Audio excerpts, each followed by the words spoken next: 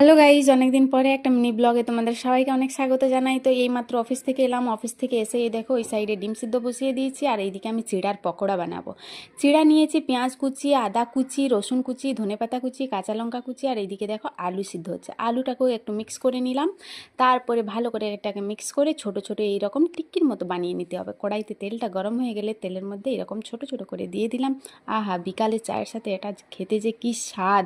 এই রেসিপিটা আমি ইউটিউব থেকেই পেয়েছিলাম। তারপরে এরকম হালকা ব্রাউন করে ভেজে নিতে হবে, কড়কড়ে হয়ে যাবে। চিড়ে এমনিতেই কড়কড়ে হয়ে যায়, ভাজার পরে দেখবে কুরকুর খেতে বেশ ভালোই লাগে। তো এই দেখো আমার চিড়ের পকোড়া রেডি হয়ে গেছে।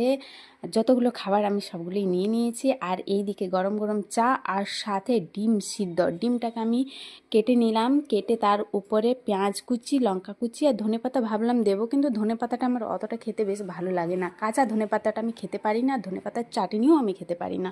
তো তার জন্য ধনেপাতা দিলাম না, আমি পেঁয়াজ কুচি আর কাঁচা লঙ্কা কুচি দিলাম। তারপরে বিকালে যে চায়ের সাথে খেতে স্বাদ, আহা কি বলবো। আর এই দেখো চিড়ের পকোড়া, ডিম সিদ্ধ, আর একটা ভেঙে খেয়ে দেখাচ্ছি। গরম গরম। সাথে টমেটো ক্যাচআপ নিয়ে নিয়েছি। টমেটো ক্যাচআপের সাথে চিড়ের পকোড়াটা, চিড়ে তো এমনিতেই ভাজা হলে দেখবে কুড়কুড় লাগে, সেই রকমই একটা কুড়কুড়ে স্বাদ হয়েছে, আর সাথে আলুটাও আছে।